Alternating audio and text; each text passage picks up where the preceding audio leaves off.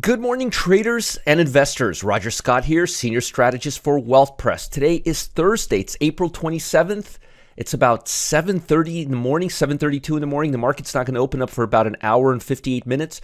I'm here nice and early ahead of the schedule just to give you guys a nice little update about what's going on with the market. Now, pay attention. If you like these videos, go to YouTube Wealth Press channel. Just go to YouTube, type in Wealth Press in the search box, and that's where you can watch these videos nice and early because I personally post them here. Like our channel, subscribe to our channel, and comment. I actually respond to your comments. And if you want to send me an email, support@marketgeeks.com. Now, let's get into all today's action. Now, as you can see here, pre-opening, the Dow is up about 125 points. So is the Nasdaq. Now, the Dow was up quite a bit. The Dow was up about 224 points. It's coming off right now, and the Nasdaq remains near its high. Now, the earnings on Nasdaq, and we just had a report on Meta, and as you can see here, the numbers are just amazing. We had two news reports like that, Meta and Microsoft, in just the last couple of days, that are just blowing through expectations. But let's take a closer look at the QQQ and see how it's behaving. This is important. It's still in a downtrend. Now, you would think by now, with these numbers that are better than expected, especially on the QQQ, we would be breaking up to the upside, but we're not. That's a big, big problem. And if you look at momentum levels, which we'll get into in a second, on the QQQ, you will see that they're kind of in mid-range right now. And if you look at where they're facing, which I'll show you right now, they're kind of facing down. That's the Nasdaq. That's the number of stocks trading above the 50-day moving average. The number is actually declining, not increasing. So you're probably asking, well, Roger, how could that be? All these stocks are coming out with better than expected earnings. Well, it's true. The problem is market cap. You can't outperform several dozens of stocks. Two stocks can't overcover everything. So if you look at the weekly data, the momentum levels are actually declining on the Nasdaq. They're not going higher. They're actually going lower. You see that? So I would be very, very cautious because here's the problem. Couple of good stocks reporting, and if the rest stocks don't, and we're only about a third of the way past earnings, this isn't very rosy. Momentum levels are going down. And if you look at the 200-day line, which we'll look at right now as well, you will see, and the key here is which way it's facing. It's also facing down. So momentum levels are actually moving lower, not higher. They look like they peaked out on the Nasdaq. Also, with that said, let's look at momentum levels on the sectors that are in the Nasdaq. Like, for example, consumer discretionary. Look at the 50-day line. Look which way it's going. It's moving down. That's consumer discretionary. How about the 20-day line? It's moving down. That's a big, big problem. That's communication. Now, what about infotech? It's moving down. How about the 20-day line? It might have already bottomed, actually. We only have 8 right now, but it's still near the bottom, and it looks like it can go a little lower. Remember when we were up here only 3 weeks ago? I told you this was going to happen, and now let's look at communication services. Going down, and now this one looks like it's really overdone. But the problem is, while a few large cap stocks are looking really good, momentum levels on all the other Nasdaq stocks is cooling off. So when you're looking at this, remember, look at the market cap of the Nasdaq 100. Look where the money is. Apple, Microsoft, Amazon, Nvidia, Alphabet, Meta. These things right here make up about 35% of the QQQ right here.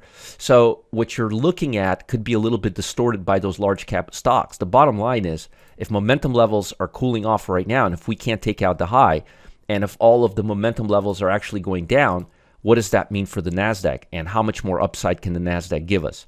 That's a big, big, big red flag in my opinion. Now, before we get into all the nitty-gritty, remember today's Thursday. Today I talk about top ETF and option pick. I want to show you all the earnings that are coming out today. Now, Meta yesterday came out, and they were much better than expected.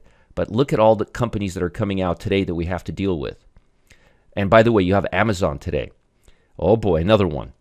And they're looking at 22 cents per share compared to a share loss of 38 cents a year ago and revenue of about 6.9 higher. And it'll give us a really good idea of how consumer discretionary spending is going, because a lot of people buy stuff on Amazon. But you've got Altria, you've got American Airlines, you've got Amgen, you've got Barnes Group, Barnes & Noble, I guess, Capital One, Caterpillar, big one. You've got Cloudflare, I like that stock. Crocs is coming out today, one of my favorites. Digital Realty Trust, Domino's Pizza, Lilly's coming out today. I mean, what's not coming out today? Harley Davidson, Gilead Science, that's a huge one. First Energy, First Solar, Hilton Vacation Homes, Honeywell, Intel is coming out today. International Paper's coming out today. Keurig Dr. Pepper's coming out today. MasterCard, Merck. I mean, as you could see here, Northrop Grumman's coming out today. Series coming out today. We're not done yet. Skechers. I mean, it's a huge, huge day. So we got to be really, really, really careful. Now, as you could see here, the bond market finally looks like it's starting to cool off. And I'll talk about it. But notice consolidation right in this range. Now, look at the Dow Jones. Consolidation into this range. So again, it's really frustrating because it looks like the markets are going higher because the Nasdaq is moving up because of these large cap stocks, but momentum levels are declining and the Dow is actually moving lower, not higher. So things do not appear on the surface as they really are. And I want you guys to be aware of that. Now, I'll get into all of this in a minute, but you got GDP today, jobless claims, and this number has been edging higher. They're looking at 2% growth, which is lower than last quarter. And then tomorrow you've got personal income. So as far as I'm concerned, there's still a lot. And when I say a lot, there's still a lot of questions on the table. Now, let's talk a little bit about the nitty gritty and put together everything we just discussed, okay? So Nasdaqs are up about 0.46 and let's see here. S&P is up 0.46 and Nasdaq is up 0.79 this morning as market participants are looking at Meta. And yeah, the problem is you're hearing Google, Meta, great news, stock is up like crazy. But what about all the other ones? That's the problem. Meta soared over 11% pre-market as they reported upbeat report. Better than expected numbers. Also, social media provided better than expected second revenue guidance among progress to reduce cost, which is one of the reasons the stock is doing well. On Wednesday, the tech-heavy Nasdaq outperformed the benchmark because of Meta, because of the market cap. And Microsoft, held by more than a 7% surge in Microsoft. That'll do it. After the software giant reported upbeat results. Benchmark and the blue chips dropped, meanwhile. So you see, Nasdaq is moving higher, but the blue chips are moving to a 3.5-week low because of instability in banks. This First Republic Bank is giving everybody a heartburn. So U.S. futures are now pricing in only a 74. Went all the way up to 85. Now it's 74% of a 0.25 rate hike. That's happening in about 7 trading days. Actually, 7 days. Next week on the 3rd of May. And as long as the number stays about 74, 85, between 74 and 85%, the news shouldn't be a no-brainer, but we're still baking in a 0.25. If it goes to 50%, then we can have a surprise. But this is because the banking debacle and earnings, aside from the few large caps, are not that great. And as I mentioned earlier, you're going to have Amazon, MasterCard, Lilly, Merck, AbbVie, T-Mobile, Intel. Now, we were expecting 5.1% negative. We're now at 3.2, which is really good. But the markets are not feeling it, and that's probably because of the banking fiasco and the consumer sentiment report, which came out lower than expected. Today, we're looking at the GDP, which is the biggest report of the quarter in terms of the overall economy, and they're looking at 2% for the first quarter compared to 2.6%, a little bit of a slowdown. Another reason why the bond market may be cooling off a little bit. Pending home sales are going to be watched today. They're looking at 500,000 in March compared to previous number of 0.8 million. Initial jobless claims are coming out, and the number has in fact been edging higher. I remember when it was around 200, 220. Now it's edging to the 250,000. It'll be interesting to see if it breaks 250. In Europe, everybody's keying off. Not everybody. The markets are keying off of what's happening in the U.S., and media stocks underperform while healthcare companies gain ground. Again, everybody's really focused over there on what's happening in the U.S. right now because today, yesterday, and tomorrow you have huge, huge earnings. I mean, look at tomorrow. Tomorrow you don't have that many companies. They wind down for Friday and then they pick up again on Monday. And I'll update you then. But a lot of earnings. This week we have 178 S&P companies coming out. So by the end of this week, by the end of tomorrow, half of the S&P will be out. China closed higher. They rebounded slightly after plunging for past 6 sessions, and market participants continue to weigh geopolitical tension and industrial profit data. The National Bureau of Statistics said Thursday the Chinese industrial profits narrowed to negative 21.4% in the January-March period from a year earlier, as demand rebounded and Beijing continues its support for the economy recovery. I'm not holding my breath for China, and I don't believe half of the things that come out of their mouths, so we got to be careful there. In Japan, they reversed course. They had an early drop but closed higher, boosted by manufacturing on earnings optimism. And again, as I mentioned, the prime minister of Japan is a different prime minister than you've seen. And this guy's an MIT graduated, American-educated economist, and he's going to do things to Japan that we have not seen in the last several decades, actually, like raising interest rates, which will cause commodities over there in the yen to strengthen. He's not as concerned with exports. He's concerned with building value for the country. You've got Roku, eBay. They're up both 3% pre-market. Vornado, as I call Tornado Realty Trust, tumbled 14%. Remember when we had the sniper promo, and I called this the Tornado, and I said this is one of the stocks I can't stand? Well, it's down 14%. I should check on Dish, see how that's doing. As I mentioned earlier a few times, look at all these earnings that are coming out. I mean, I don't even want to get into it because there's just so many. And remember, it's not that we just can't trade these earnings, but we also can't trade the earnings on related stocks because they can be hit just as hard. So we got to be really careful. This week is like standing on landmines. Now let's talk about sectors. Now, interestingly enough, I've been talking about this every single day. I've been talking about the cumulative.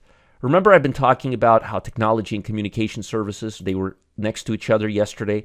I said they have to fall apart. This is not right.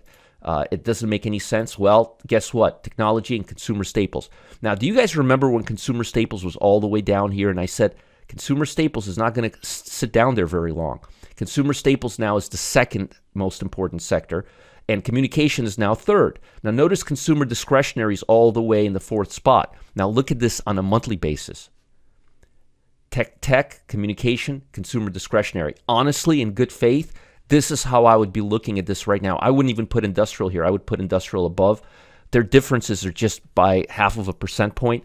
But I think you're going to see a lot more of this. I think you're going to see a rally in financial stocks, energy stocks, consumer staple stocks. I think you're going to see more higher prices in stocks that are unrelated to tech. Now, yesterday, everything took a dump. The Dow was down almost 300 points 2 days in a row. And industrial stocks are also taking it under the chin. But honestly, I think with blue chips tending to do better in a inflationary environment, I think they're going to come up faster. But it's very hard to make money to the long side right now because most sectors are selling off. Even consumer staples had a down day yesterday. But look at this. Utilities was down. Energy was down. Real estate was down. Consumer discretionary is down. Basic materials is down. Financial. Everything was down yesterday. So it's best to use a relative strength measure and stick with stocks like energy, utilities, consumer staples, because these will be the first ones to come up. I don't think consumer discretionary, tech, and communication services are going anywhere because even in such amazing earnings that we saw from Google and Microsoft, the Nasdaq could not, as I repeat, the Nasdaq could not take out this high. And as I mentioned, momentum levels are moving lower, not higher. Now, if I was a betting man right now, and if I remember today's Thursday, we talk about the best sector and the best ETF. Honestly, I'm telling you right now, consumer staples, especially after this pullback here. I really like consumer staples right now. And usually these pullbacks cause the assets to come back up, snap back up. So I really do like consumer staples. I've been liking it for a while.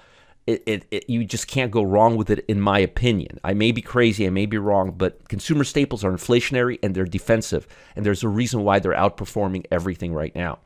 So what I would do is I would go to the monthly that's expiring in 50 days. You can still hold this for about 3 weeks, 2-3 weeks before it really starts to decay. But in my humble opinion, I would be buying and the spread will tighten after the market opens, and there's plenty of liquidity. You can get the 76 for about $2, 77 for $1.27. I wouldn't even think twice. Implied volatility is not high, and you've got plenty of time with it still. Now, folks, before I let you go, last week, Lance Ippolito, he noticed call buying in Amazon heating up as traders started placing bullish bets ahead of the company's upcoming earnings report. While he can't say for certain what's going to happen, Amazon, if Amazon beats estimate, it should be super bullish for the market. Well, you figure Amazon, Google, Microsoft, those are three of the top FANG stocks. That's why he's firing up his scanner. That's right. And he's holding a special live trading class today at 3 p.m. ahead of Amazon's crucial announcement. And Amazon isn't the only company reporting after the close, as I showed you. I mean, look at this. Look at this list. There's a lot. So Lance has got a lot to say. T-Mobile, Lilly, Intel. How about International Paper? How about Hershey's? How about Hasbro? How about Guild? They're all coming out today. You don't want to miss out. And the action should be fast and furious. Join Lance for the last hour of the day. It's the perfect time to join him live. And it's a live session. He'll tell you exactly what's moving, what's not moving, and you'll get ahead of all the action. Follow the link below and join Lance. Do it now. Don't delay. It's going to be live 3 p.m. on Thursday, April 27th. Don't miss out. If you can't find this link, you can find this link below in my video description, also with my link to the Telegram channel. You guys have a great Thursday. Stay out of trouble. With earnings, you're really taking a big gamble. Don't do that. Be careful. Live to fight another day. Have a nice day. If you have any questions, send me an email. support@marketgeeks.com. Bye, and have a great day. I know Clyde will.